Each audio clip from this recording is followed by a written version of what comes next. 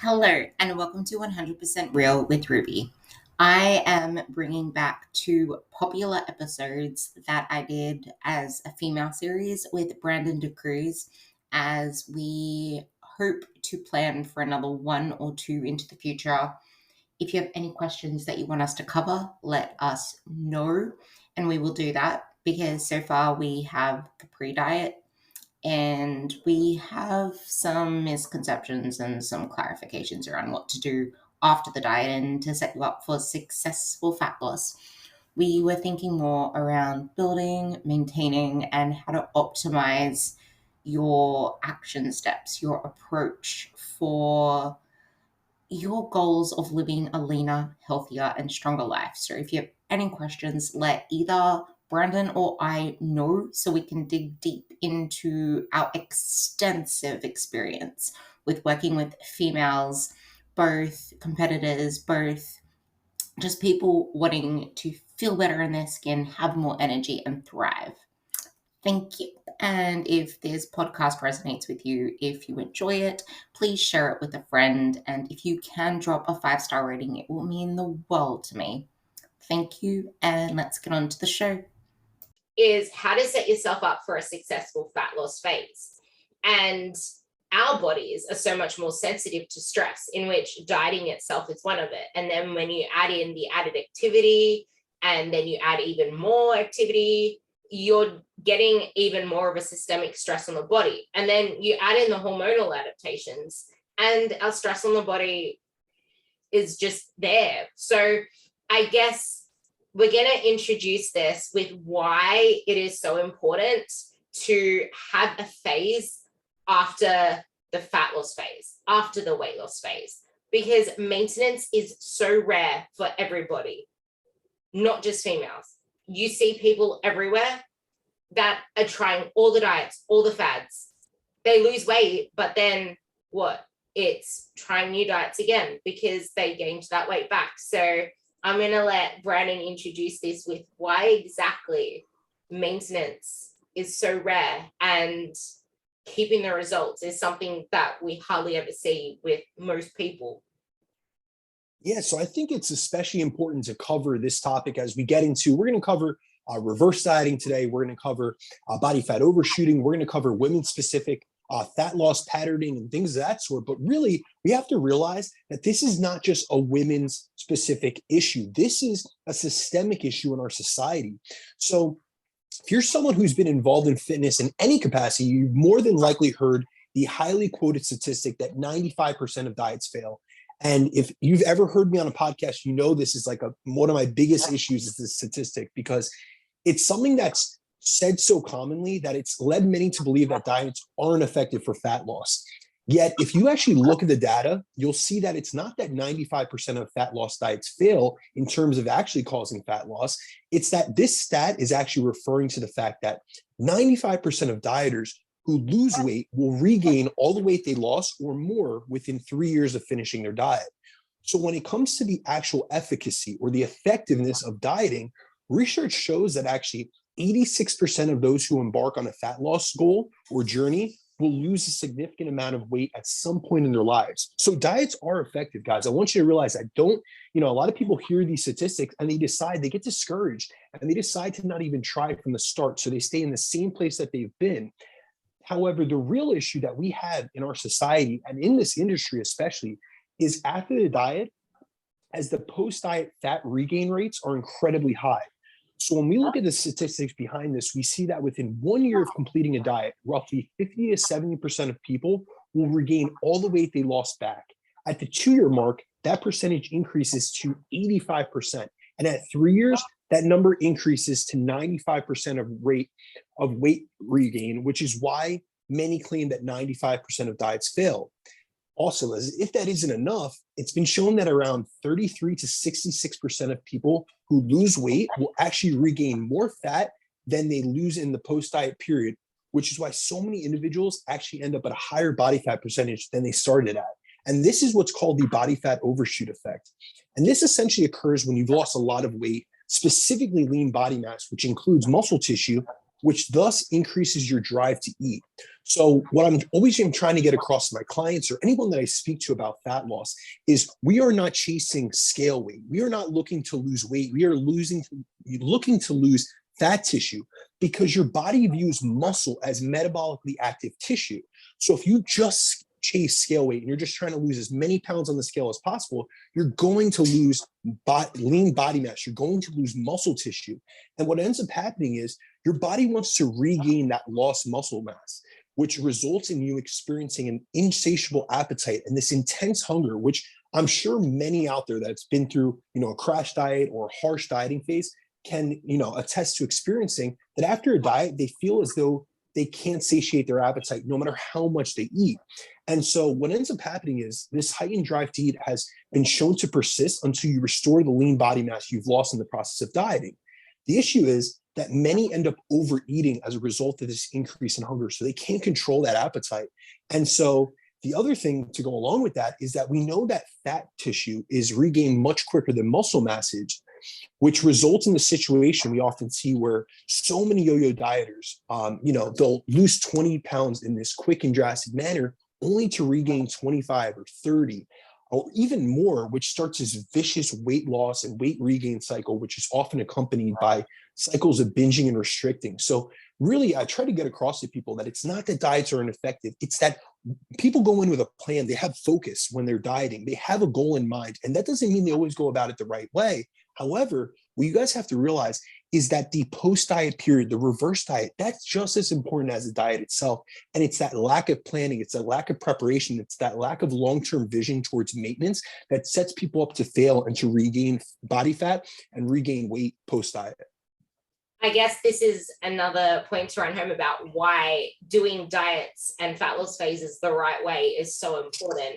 And having it set up for success at the start is important, because I'm pretty sure you are going to allude to this as well. And it's the way that you set up a fat loss phase and what happens before that fat loss phase is pretty much what returns once that endpoint is over, because now we don't have this end date anymore. So the hedonic drive to eat increases. And the thing is, as soon as we start to regain fat, and why the body shooting over effect is so important to take note of, is fat cells don't just store fat. They have other toxins in there. And being a woman, you would also store your excess estrogen in there, and having all these excess hormones in extra adipose tissue has a more systemic effect on the body overall. How does this make it even easier to lead to fat gain in all the wrong areas and making it harder to then lose it in the long run? Yeah, so I think it's really important to, just like we touched on last time, I'm all about nutritional periodization. So we're really trying to put in plans in place in advance to set up a client for success. So before the fat loss phase, we prime their body to be receptive to fat loss. I believe a healthy body is a responsive body. So prior to going into a fat loss phase, I'm making sure that their internal health, their physiological and their psychological health is in the right place. But the same thing happens prior to me starting a fat loss phase. I am always telling a client that there is going to be a reverse dieting phase or a post diet maintenance phase. We're going from one phase to another, and it's in a cyclical fashion, because anywhere worth going needs to have a vision in mind. You can't just think 4 or 6 weeks ahead and just chase this goal of, I want to lose this amount of pounds. If you don't have a plan for after that, that is what sets people up for failure. That is what causes them to lose sight of the long-term goal. And that's why people don't attain sustainable fat loss. I have so many people that come to me and they say, listen, I want to be like so-and-so client of yours. They've maintained a lean, healthy physique for a year. Well, that person didn't think about the 10 or 12-week transformation of fat loss we were doing. They did an 8 to 12-week primer. They did a 12-week fat loss phase. And then they did a 12-week reverse diet. And we are going through these different phases in a cyclical fashion where we're pulling them in and out of caloric deficits. We're feeding their body up. We're making sure that internal systems are firing, that it's not just, hey, listen, I work with a coach for 6 to 8 weeks to get myself as shredded as possible, and then I go back to the old lifestyle I had, because that is not how you sustain results. So That's a huge thing. But another thing is a lot of people don't realize that we are primed for fat regain after a diet. And this is something that I've really tried to put a lot of education about, because I will tell you, Ruby, I've done 15 shows in the past. I've done 100 plus photo shoots. I've done a lot of dieting. So I am your typical, dieter with a long history of dieting. I mean, I had an eating disorder growing up. So I will tell you, I was a cyclical dieter in and of myself. And I've been through the body fat overshoot. I have experienced terrible post-show edema, water retention. I've been through everything that I prevent my clients from going through now. However, I had to learn from mistakes. So what I try to do is I have a lot of experience. This is going on 15 years of being in this industry. And so what I try to do is put out education. And then also with my own clients, I try to apply the knowledge and experience I've gained through both looking through the research as well as working with over 1,000 people at this point. And I try to help them avoid things. But I believe, and I always say this, an educated and an informed client is a more consistent and adherent client because they understand the process. So really what I want to get across to your audience is that unfortunately, we're primed for fat regain after a diet. This is completely normal. And most don't realize this. And so we are primed for fat regain after a diet due to a number of factors and specific metabolic adaptations that take place during the course of being in caloric deficit. So guys, realize that after you finish a diet, your body is primed for fat storage due to a number of reasons. I'm going to go through them. First and foremost, your total daily energy expenditure, or the total amount of calories you burn per day, has substantially dropped. So you'll notice that if you used to maintain your body weight at 2,000 calories per day, and you dropped yourself into a 1,500 calorie per day diet, so you were at a 500 calorie deficit, soon enough, you'll notice as you lose more weight, all of a sudden a level of calories that were a deficit for you, so 1,500 calories that was helping you lose weight, all of a sudden that becomes your maintenance. So realize that's because every aspect of your total daily energy expenditure is downregulated. We see that with dieting. Your resting metabolic rate has been suppressed. Your maintenance calorie level has significantly decreased. So if you go back to eating what you were prior to dieting, you'll automatically put yourself in a massive surplus, which is one mistake that a lot of people make. And that's why they experience this body fat overshoot. We also see that your hormones, including sex hormones like estrogen and progesterone and testosterone, have been downregulated. So your ability to not only maintain, but to build muscle is impacted and impaired. Your thyroid production and output is lower, which impacts your metabolic rate. You're more efficient at exercise, meaning, guys, you could be doing these same exact workouts. You could be doing the same weight training sessions or the same cardio, but you're burning less during those sessions as a result of dieting. Your NEAT levels, which is your subconscious activity, so your general movement and stuff, it's substantially dropped. We actually see that NEAT levels can fall between 300 and 500 calories. So say, for instance, you have put yourself in a 500 calorie deficit. You could essentially erase that just from your drops in NEAT, which are mostly subconscious. So you're not noticing that you're fidgeting less or that you're laying on the couch more because you feel so tired and you have low energy levels. And then on the hormonal aspect, from an appetite perspective, your main hunger hormone, ghrelin, has increased, while satiety hormones like leptin and PYY have dropped. So now you're feeling less satiated with your meals and you're feeling more hungry as a result of this rise in increase in ghrelin. So those are all things that happen at the diet. But people cover that in metabolic adaptation. But one thing that it really took me diving into the research and really combing through was that another component that many don't realize is the role that insulin sensitivity plays during the process of fat loss. So insulin sensitivity is increased through dieting, but most assume that this only happens at the level of the muscle. So if we think about insulin sensitivity, it's your ability to partition nutrients. And so it does affect muscle. So you actually become more insulin sensitive. You'll see your blood glucose levels drop. Or for instance, I do a lot of blood work with my clients. So I'll see their HbA1c lower, their fasted insulin lower, and all these markers that are great for metabolic health. However, this increased insulin sensitivity also happens at the level of the fat cell. So your adipose tissue becomes more insulin sensitive and receptive to nutrients. And that's something that many have overlooked. And I really try to drive home so they understand this. So essentially, when you lose fat, your fat cells shrink, which increase their insulin sensitivity.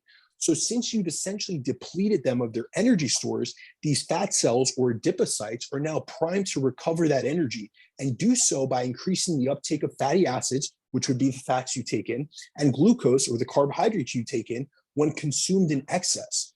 So this is how I describe this to clients. Usually I'll tell them, listen, we have to have a post-diet plan, because if you just eat in excess, you just go out for cheat meals and celebratory meals, realize your fat cells are your long-term energy storage. They are going to recover that energy quicker than your muscle mass is. So it's going to soak that up preferentially, and it's going to store that because that is your survival mechanism. So what I really, sometimes it's hard for my clients to understand this. So I describe this with an analogy of sponges. And think of a sponge, like when you take out a sponge and you put it into a bucket of water, it gets filled up to full capacity. If you were to take that same filled sponge and there was a spill on the counter and you try to soak it up, you'd be unable to take any more water up because it's full. It's at its fullest capacity. That is a full fat cell, like before you start a fat loss phase. However, at the end of a diet, our fat cells are like a sponge that has been completely wrung out and is dry. It's like one of those hard sponges that you leave on top of your kitchen countertop. And so now, if you were to try to pick up that same amount of liquid on the counter, it completely sucks it up and holds onto it, which is essentially what your fat cells do with any extra calories and nutrients you take in after a diet. So really what I try to get across with people is, this is not something to be scared of. I don't want you to be afraid of fat gain, because this is a part of the process. However, it is something to be very aware of. You need to be conscious, and you need to be aware of the fact that you are more predisposed to gain fat during this period, which is why we want to go in with a plan. We want to be cautious, and we want to be very methodical about how we take this rate of recovery, because really the goal here should be to recover your metabolic rate and your energy expenditure, and to reverse these metabolic adaptations, but to avoid unnecessary fat gain in the process. And this is especially important for women, because a lot of females, they don't realize, they don't know about this body fat overshooting effect, because honestly, this is something that very few people cover. And another thing is that they are more predisposed. So really, when I speak to my female clients, I try to get it across to them that, listen, this is something we have to be aware of. Awareness is the first key. That's first step to avoiding a problem before it happens. Your awareness of it is going to allow you to be more responsive to it. So being aware of the body fat overshooting effect is especially important for women, as females tend to have a more difficult time losing fat in the first place, and have even more trouble specifically with their hip and thigh fat. And we know that. You talk to any woman, I've worked with hundreds of women over the years, and it generally, when it comes down to the endpoints of a diet, it's usually the hip and thigh fat is the last to go. And the reason for that is that hip and thigh fat is the most difficult area to mobilize fat from, which is needed to be able to lose fat in this region. And this is mostly because blood flow in and out of this area is fairly low, which is why this area is often cold to the touch. Like if you females out there, if you touch like your hip and thighs, you'll notice it's generally colder fat tissue than would be on other areas. So that's why we'll see, and it's funny because men and women have completely different fat patternings due to their hormonal levels. So if we look at like a female, and I've had this comparison, I've dieted, it's funny, I've done a lot of couples dieting, meaning I've dieted couples that both get onto stage together, or they're just general lifestyle clients, but they're a husband and wife, or a boyfriend and girlfriend, or I just had two of my clients get engaged recently. And so they'll diet together, and they're always complaining about what the other person has. And it's always that grass is greener scenario. So I'll have a guy that, we're 8 out of 12 weeks into a diet, and he's like, listen, why is, my girl's abs coming in better than mine? Like, she's ripped in the stomach, but then she's complaining how he's, his glutes are coming in, his quads are completely feathered. And so it's always, we want the opposite, but that's really because first and foremost, we have different hormones, and our fat storage patternings are different. And this is the area that females struggle with most, as their physiology was set up to store energy here in case they get pregnant. So we have to realize that this is an evolutionary mechanism. And also, if you really look into the physiology behind fat storage, females also have a higher likelihood of restoring fat that they've liberated and mobilized, but haven't oxidized. So that's called re-esterification.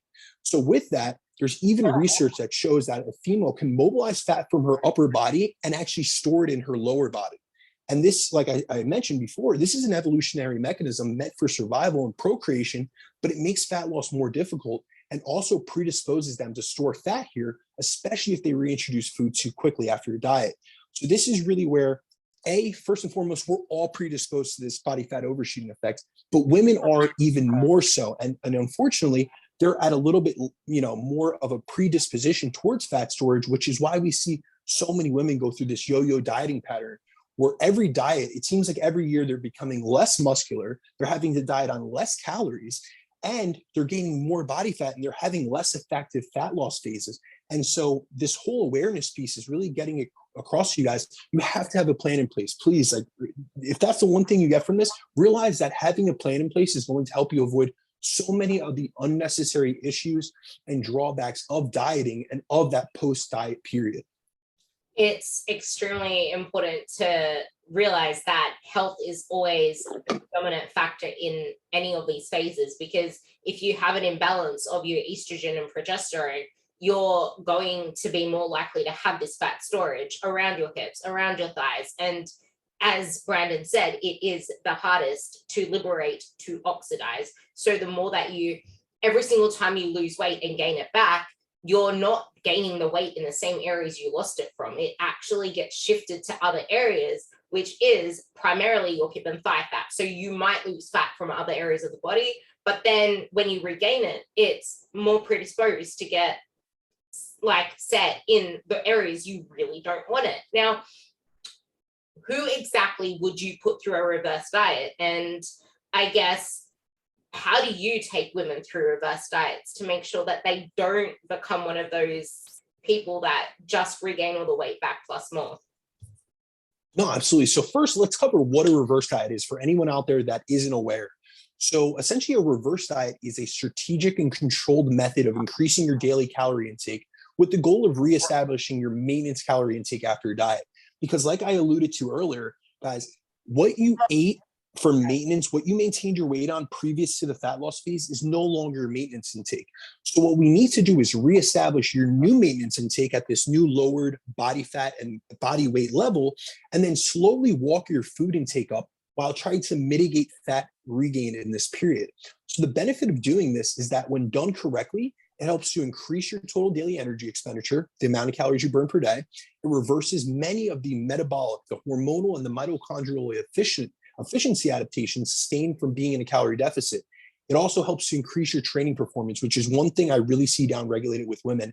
You know, girls out there, you have to realize that muscle is metabolically active tissue. You cannot lose that during a diet. And really, how you maintain that is through effective training, through hard, intense training. And so what we want to do in this post-diet phase is make sure that we recover your training performance.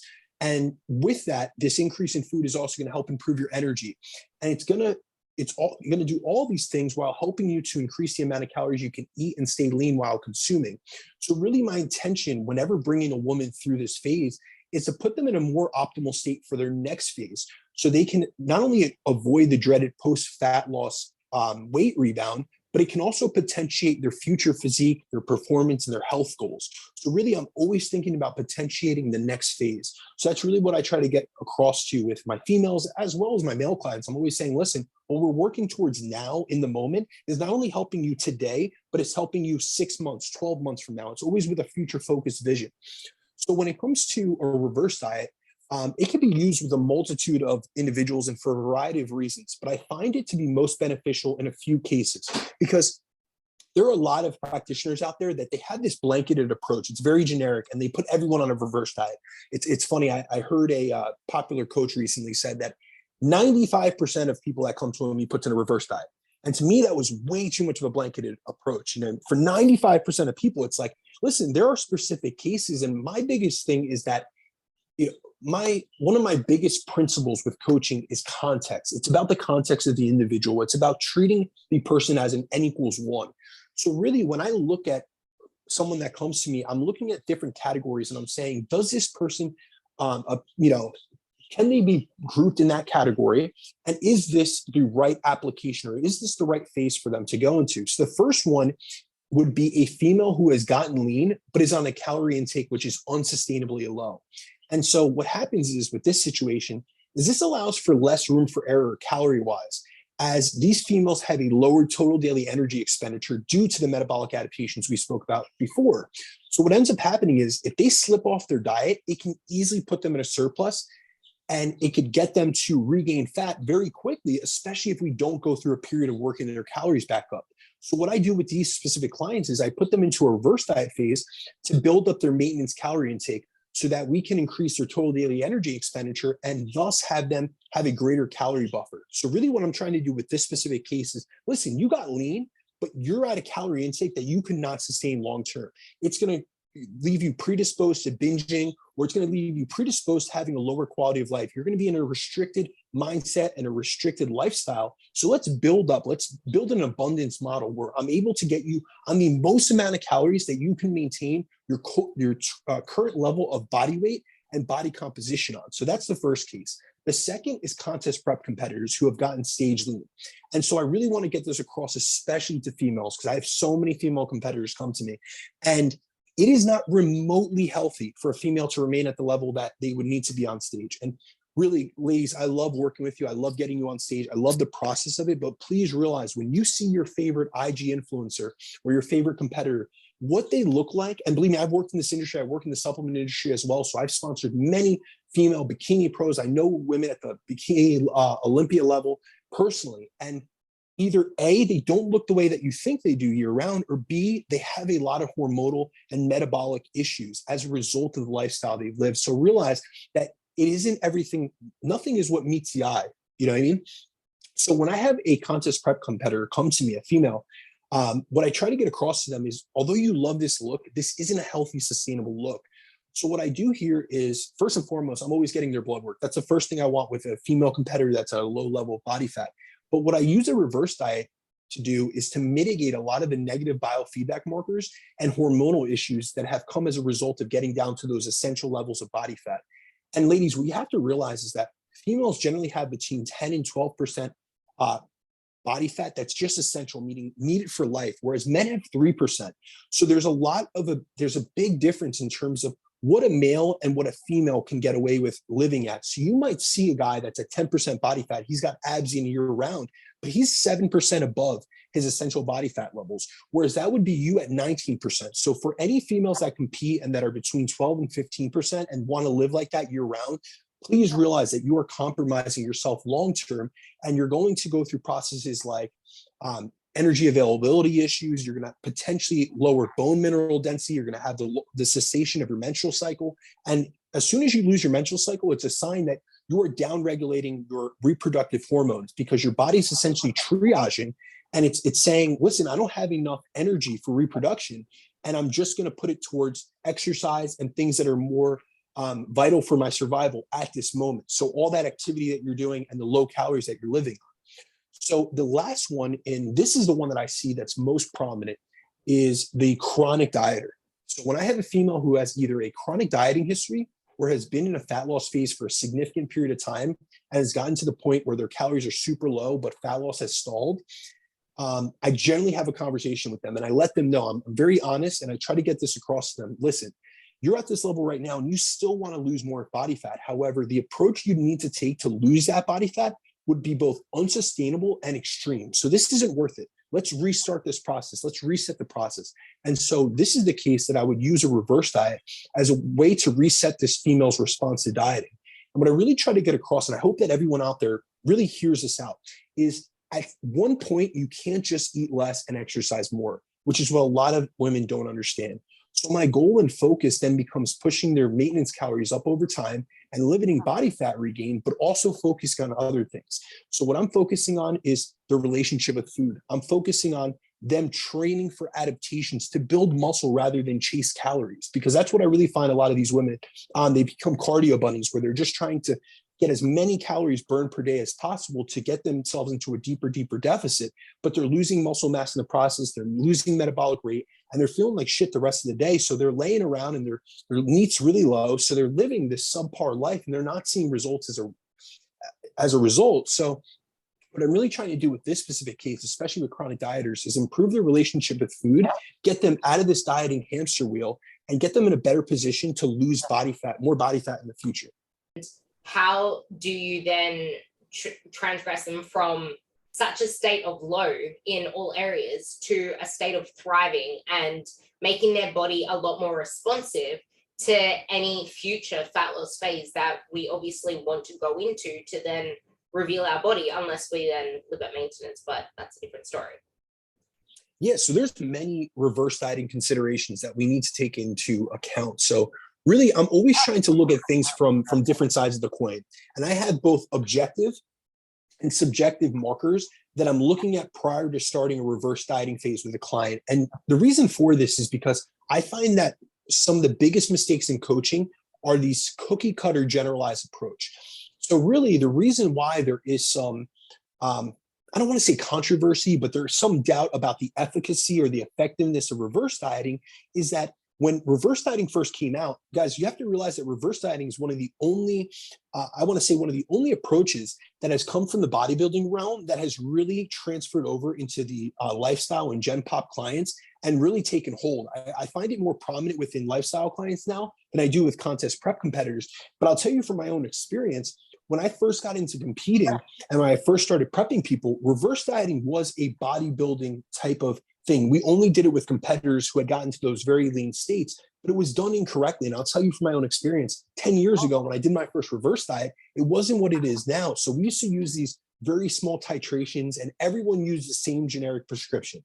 It was you raise calories 50 calories per week, or you do it in small incremental bumps. So we would see like you would increase carbs by 10 per week or fat by 5 grams per week. And it was very small bumps. And despite the fact that this kept someone lean, it also kept them in a deficit. And that is not the intention of a reverse diet. A reverse diet is to get you back to your new maintenance to reverse the metabolic adaptations. And that can only happen at a state of energy balance. So that's why I'm going to go through some of the considerations I make, but they're very specific to the clientele that's sitting in front of me. And so I need all this information because without that, I cannot formulate a very specific and customized plan for the individual. So the first thing that I'm looking at from the objective side is the length of their previous diet. So I want to know how many weeks or months, or honestly, with some women, it's even years, had they been into deficit for. And I really make that defined with women. And so it's not, how long have you been losing fat for? That's not what I ask. I ask, how long have you been dieting for? Because we know that there are a lot of women that do that 5-2 diet where it's during the week that they're under eating and they're overeating on the weekends. And sometimes because they're not seeing results, they don't say that they're dieting because they're embarrassed of the fact that they haven't been losing fat. However, what we have to get across to people is if you are restricted either mentally or physically, it's the same thing. If you're restricting yourself Monday through Friday and then binge eating because you cannot sustain that lifestyle that you're living Monday through Friday, you are essentially dieting, but you're not getting any of the physiological benefits. You're getting none of the fat loss benefits, but you're getting all the ramifications and side effects of metabolic adaptation. So that's a case that I still have to reverse diet you for. So if you, for instance, if you went 12 weeks of a sustained, deficit and you lost fat during that period, and then for 12 weeks after that, you went through these binge restrict cycles as your post-dieting phase, you dieted essentially for 24 weeks. So we really have to look at the extent at which you've been dieting for and in which you've been restricted. Then I also look at the aggressiveness and the depth of the deficit. I want to look at how lean they got and how far away from their set point they got. And this is something that's very specific towards women, because what a lot of people don't take into consideration is that one female's, say, 20% body fat could be the equivalent of another's 15% based on how far away from her set point the first female had to go to get to 20%. This is something I don't hear a lot of people talk on. And what we have to realize is that there are different, what are called metabolic phenotypes.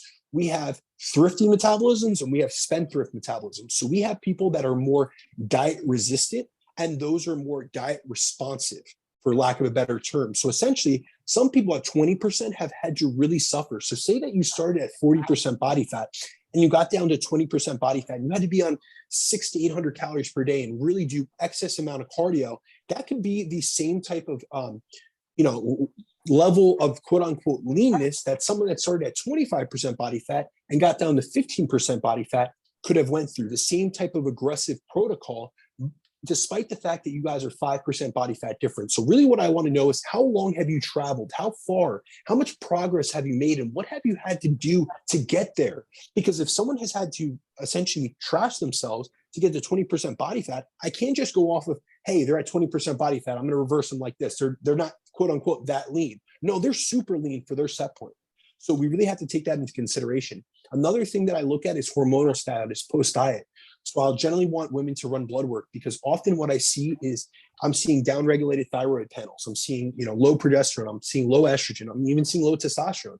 And so I really want to see, where these hormones are at, because it's also an ability to have an objective metric.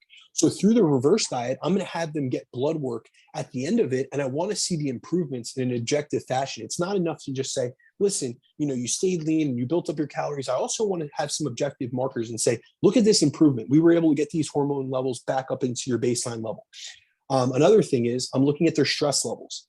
And that's a big thing, because calorie increasers, remember, as we make calorie increases, we have to be in a state where your body's partitioning nutrients adequately and correctly. However, if you're super stressed out and have high cortisol, you could be in a state where you have stress-induced insulin resistance. So now you're not partitioning nutrients into muscle tissue, and you're more preferentially storing them in fat tissue. So now you're more predisposed to that body fat regain. So I would have to take a slower rate of gain with you.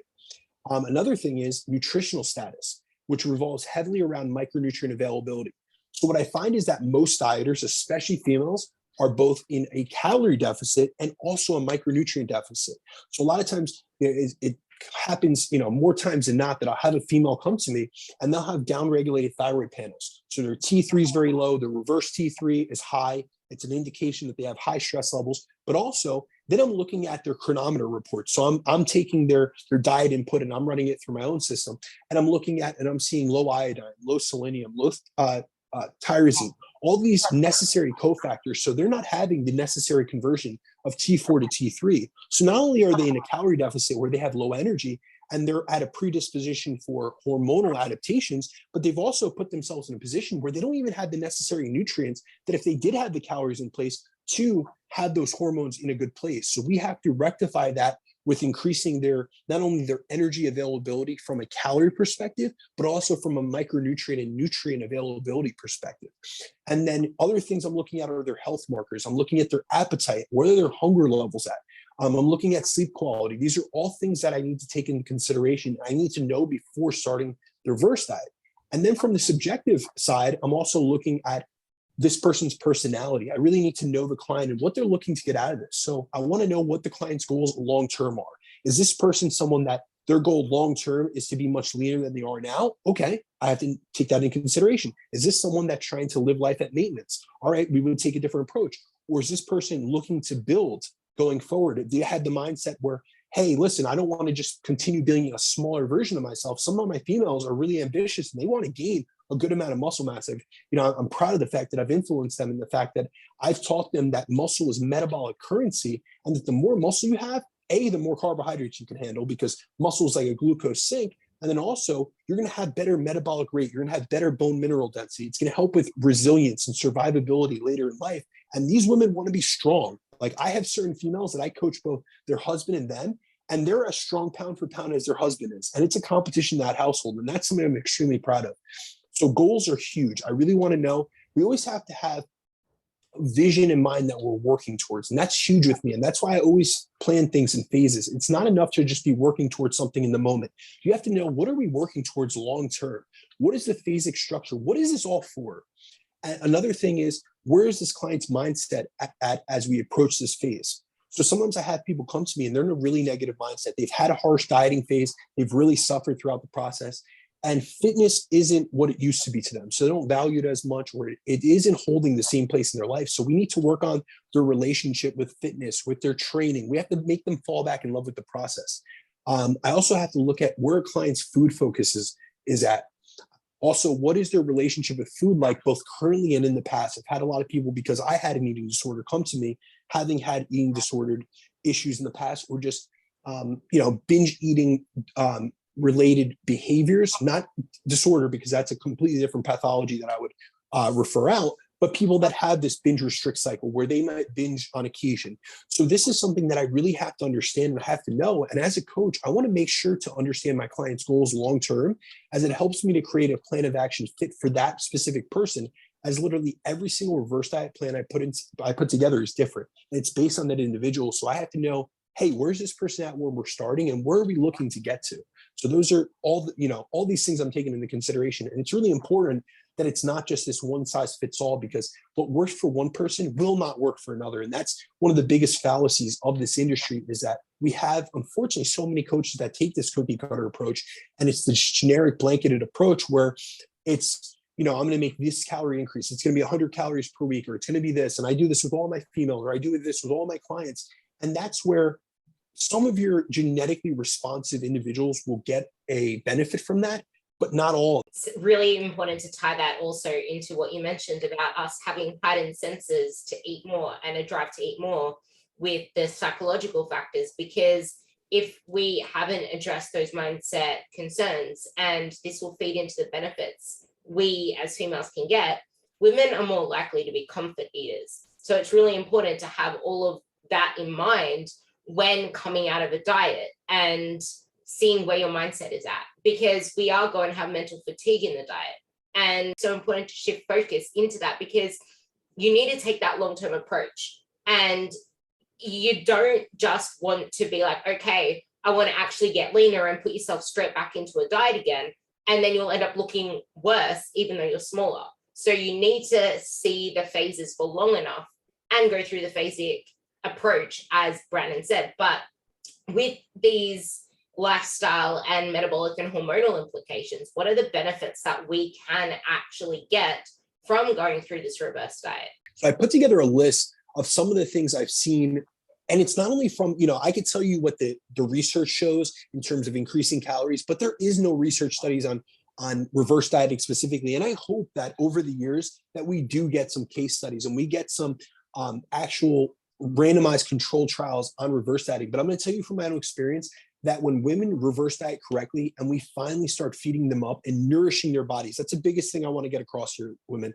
Like, don't be scared of nourishing your body. It's huge. So many times I have females come to me and they've been over restricting themselves and they've been undernourishing their body. So they don't have, it's not only that they don't have the body composition they want, but they don't have the lifestyle that they want because they are in a state of restriction, both mentally and physically. So really what I try to work on with my females is getting into a mindset of abundance. I want you eating more. I want you moving more. I want you feeling better and functioning better and looking better.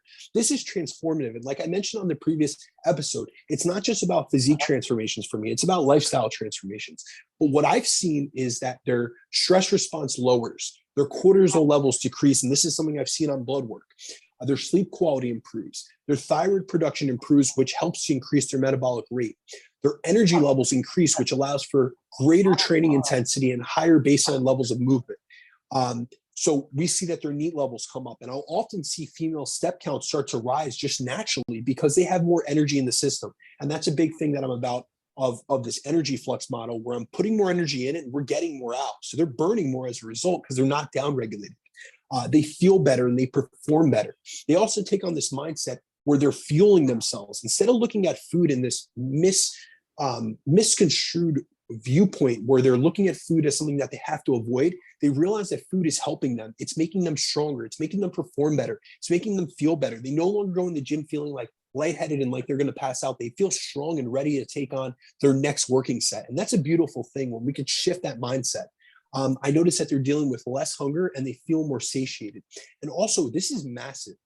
I find that my women, when I reverse diet them and they go through the process, they really follow it to T, they are able to stay more consistent and adhere to the diet. So we see less slip-ups and especially less binge patterns. So this improves their relationship with food because they're no longer on this black and white dichotomous on diet, off diet plan where they're going from this state of over restriction to binge eating and then shame as a result.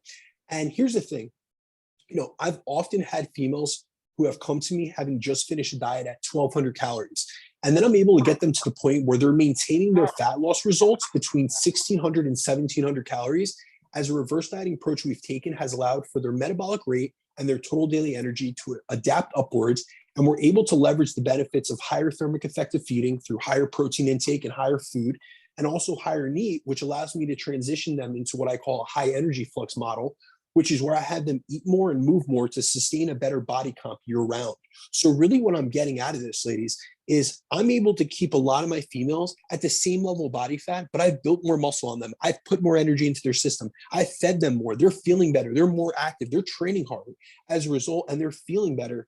And so they're living a much better life at a much higher calorie intake. And then when they go on a vacation or a holiday comes up, I'll tell you a specific instance. I had a female client, Megan, and when she first came to me at the beginning of the year, we've been working together just a year coming up on the 1st of January.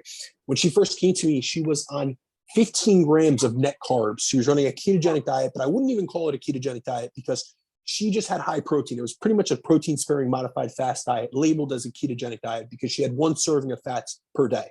And so she had 15 grams of net carbs, pretty much no fat and high protein. And she was not where she wanted to be. She had been dieting for a very long period of time. She was doing close to 2 hours of cardio per day, and she was on about 1,100 calories.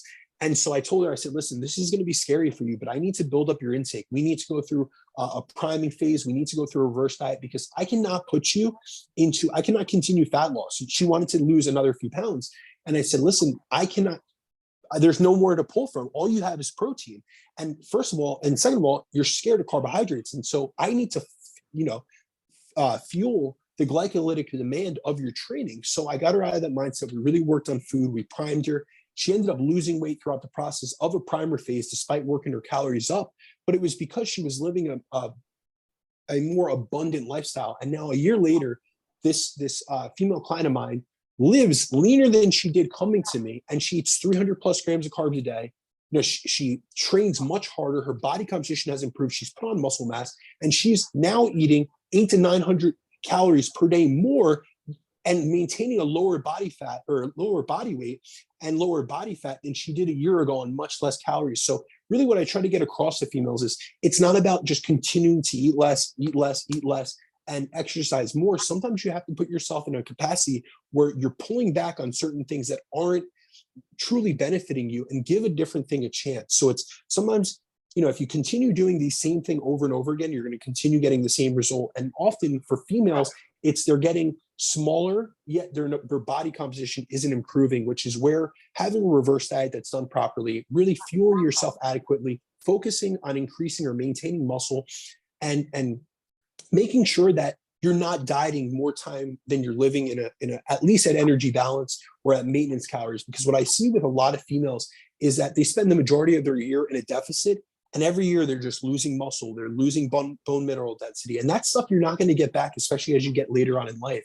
So what we really want to do is prioritize building muscle, focusing on body composition rather than weight loss, and focusing on limiting body fat regain, but increasing muscle mass rather than just focusing on that scale weight.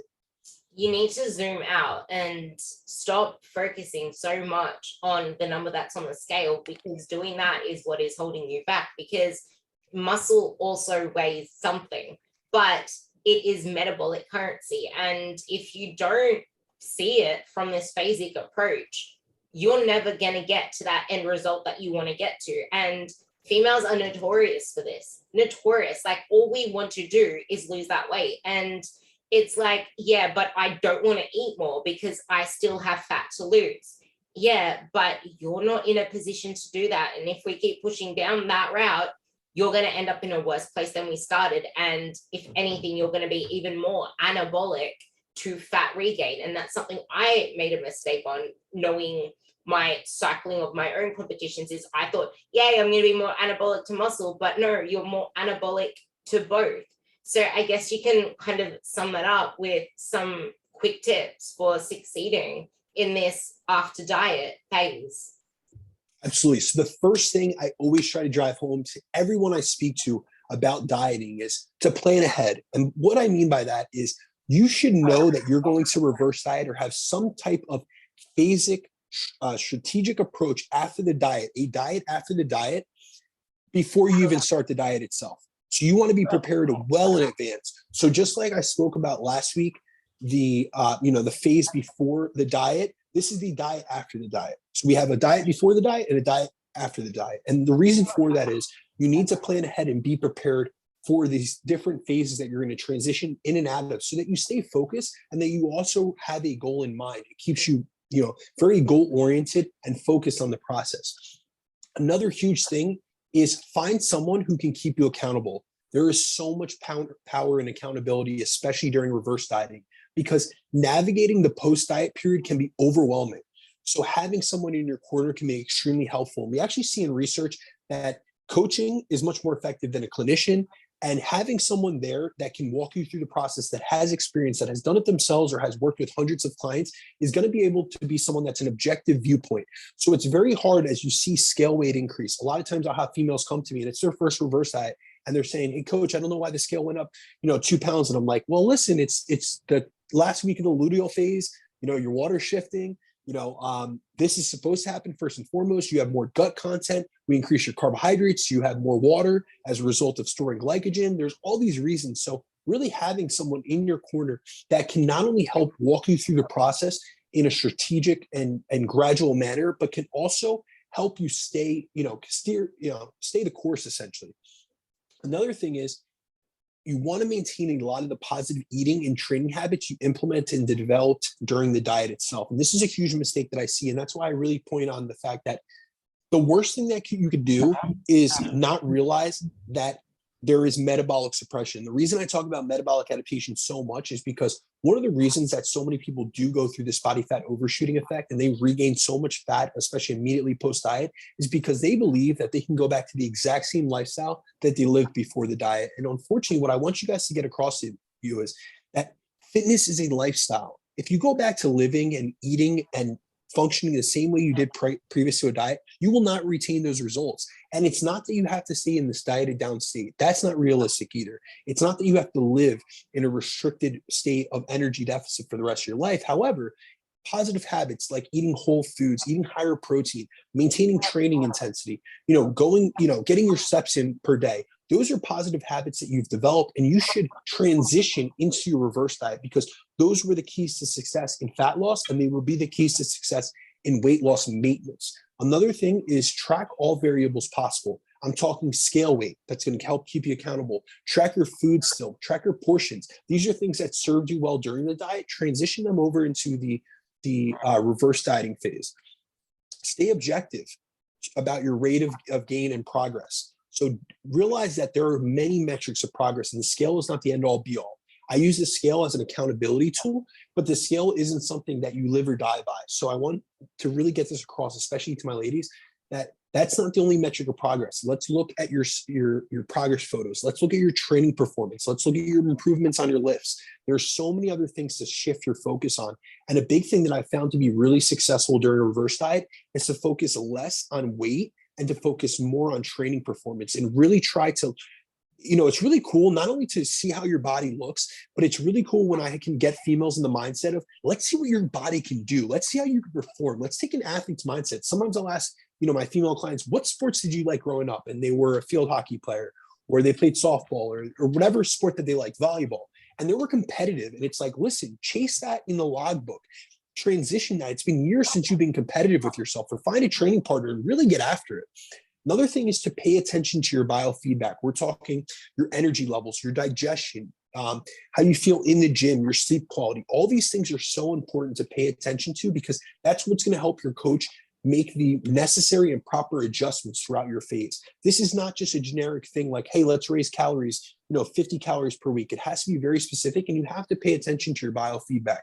Another thing is to focus on the big rocks of training and nutrition instead of getting paralyzed and stressed by the minutia. And I really feel like that's something that we have to reiterate because a lot of people get caught up so much on these little things, on the pebbles rather than on the big rocks. Another thing I like to remind people is to focus on the future. This is setting you up for a more productive fat loss phase in the future. And so that's so big. For a lot of my men, my reverse diet, our intention with them is to just get them back in a good place hormonally so we can build muscle. But with so many of my females, I'm doing this because they have essentially put themselves a couple steps back with their dieting approaches of the past or with their relationship with their food and stuff. So really, we're working on this to put you steps forward in the future. And this is going to make your next fat loss phase more effective.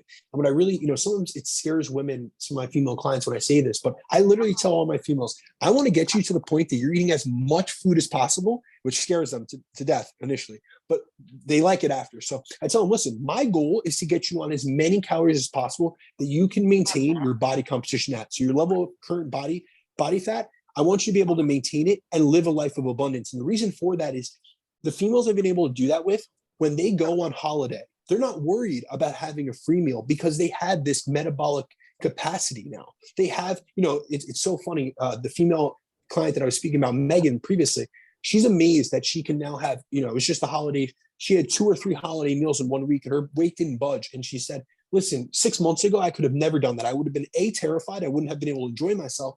And B, I would have never been able to do that without seeing my weight fluctuate or being scared of it. And this week, I was able to do that. And it was like, it didn't even touch me. And that's because we've created a calorie buffer in her body where her body's more resilient to extra calories because it's used to getting those calories on a consistent basis.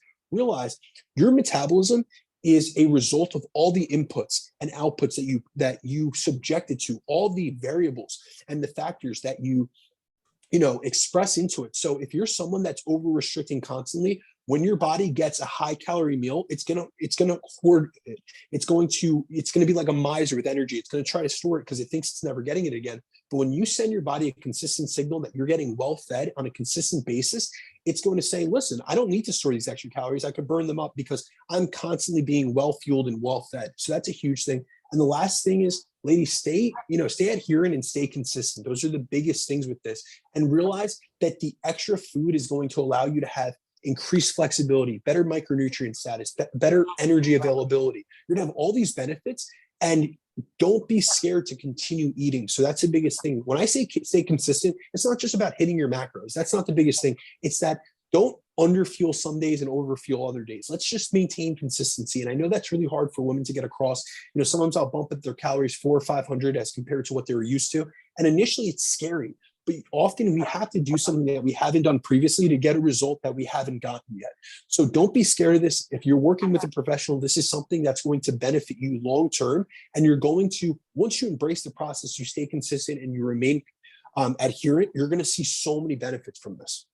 Just to sum that up, that's why you shouldn't think about the phrase, if you can't see yourself doing it in a year, don't do it, because you're not maintaining that same level of restriction. You're moving into a life of abundance now where you do have those buffers, and you won't be saying, I just look at bread and get fat. And keeping that consistency is probably the most important thing you can take into any phase that you go through, because if you don't create a stable base and you're up like this all the time, where the hell are we going to go from? Where the hell are we going to build a body from? Fat predisposition, we're predisposed all to gaining fat post-diet, but this is something that despite being predisposed to, it isn't out of your control. You can make the decisions, you can have a plan in place, and by following a well-executed reverse diet, you could avoid the dreaded post-fat gain phase that happens so predominantly after a dieting phase ends. And this is something, if you guys just educate yourself and take the right approach or work with a professional, whether it be myself or Ruby or someone that's well experienced with this is going to be something that is going to shift your mindset on dieting and allow you to get yourself out of this chronic state of restriction and realize, listen, now I can diet 12 weeks a year and then spend the rest of my year building up my metabolic rate and living a life of abundance, yet staying leaner than I would have, having, spent the last year dieting.